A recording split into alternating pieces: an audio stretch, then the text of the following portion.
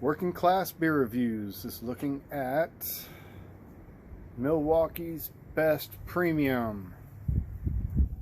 Yes, Miller's Milwaukee's Best Premium. I don't really see Miller on the can anymore. You used to. Let's go ahead and get this going here. It's a 12-ounce can. Church key, like I do. Lager glass. Give it a nice strong pour.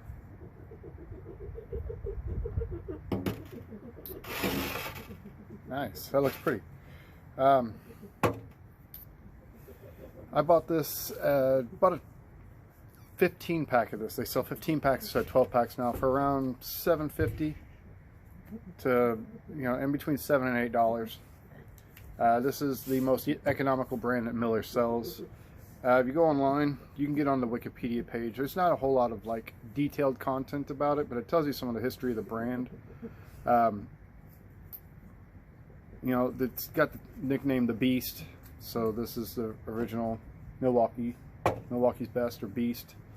Established in 1895 as Gettleman's Milwaukee's Best Beer, and then Miller Brewing Company shortened the brand name to Milwaukee's Best when they took over the Gettleman Brewing Company in Milwaukee in 1961. So since then it has grown and introduced Milwaukee's Best Ice in 1994, and also their best-selling beer, which would be the Milwaukee's Best Light in 1986.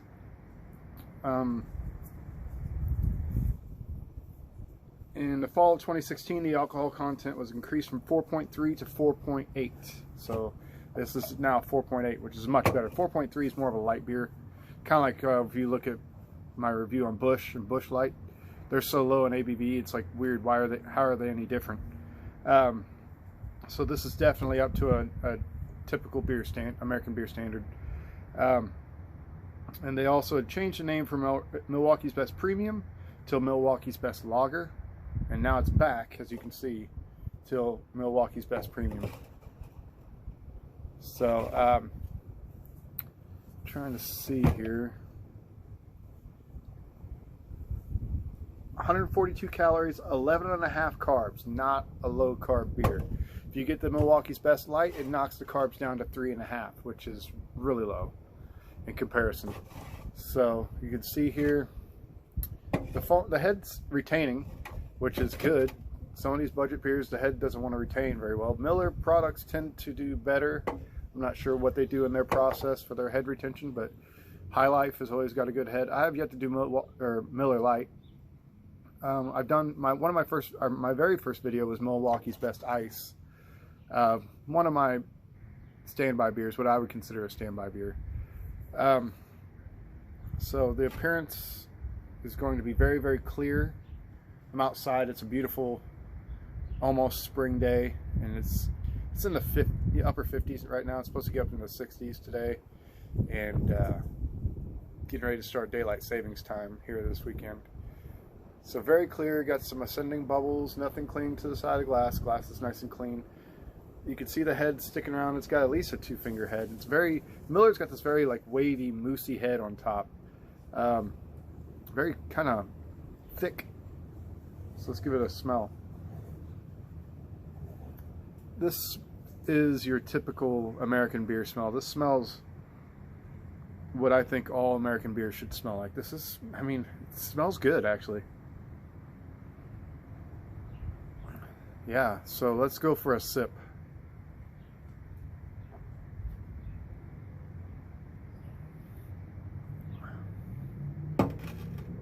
It's nice and cold. It's refreshing. It's crisp. I know this is an adjunct. They use corn. Most Miller products use corn. I'm sure at one time they used yellow corn grits, but everything has moved to extracts now. Syrups, brewer syrups. It's probably just to cut costs. It's easier. Maybe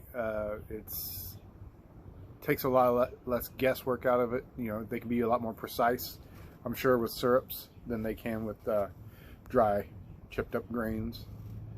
And obviously barley is in this. It's not hoppy per se, but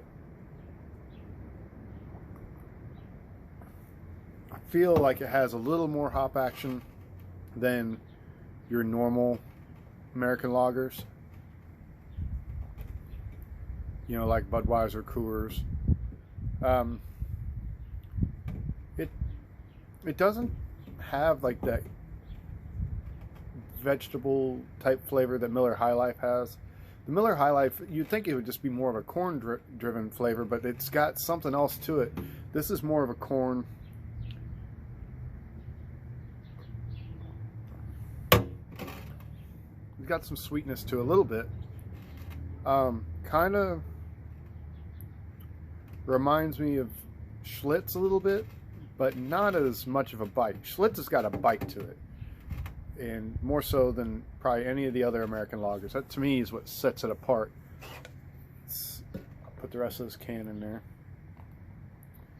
You'll see me use this glass a lot. It's great for reviews because it really showcases the beer really nicely. Yeah, for its price, you know, it's the most economically priced beer that you're going to find. It's on par with Keystone and Natural, the Natural line. Keystone has the Keystone Light and the Ice. I don't know if they produce regular Keystone Premium anymore. They might, but it might be very selective where they distribute it. I don't see it in my area in Central Missouri. But the Milwaukee's Best line, I see all three of them. The Best, the Light, and the Ice. You will get them in the 12-ounce cans. I do not see them in bottles anymore. I see them in 16-ounce pint cans. And then we get the 32-ounce quart cans at the gas stations and at the grocery stores and stuff like that. You'll see any one of those three. Typically what you'll see is the Ice and the Light. This is not as prominent in the quart cans in my area, maybe in others, and in the pints. But the Light and the Ice, I think, actually outsell this one for some reason. So I guess some people either they want the low carb, you know, lighter flavor, or they would rather want the extra punch of the ice beer at 5.9. So 4.8, 4.2 for the Light, and then 5.9 for the Ice. So I mean, it's not anything real complex. You know, you can't really draw out a huge conversation about it. But it is good. I mean, it can stand tall with all the rest of the American lagers. But the price is really what sells it for me. You know, it is a good quality. I got the dog coming up wanting some attention from me. Hi, sweetie. Probably can't see her in the camera. But yeah, they definitely have it priced appropriately. That's what I really like about it. So I really appreciate when companies don't try to, you know, upsell you on something that isn't remarkably better than the rest. You know. So yeah, this is great for on a budget. You're still getting a good quality product. There's nothing wrong with it. It's not foul. You know, it's not, you know, bitter or overly sweet or anything like that. It's very well balanced. This one in particular is very well balanced, and it'll pair well with all sorts of food. Pretty much that's what they're made for. They're great with any kind of food.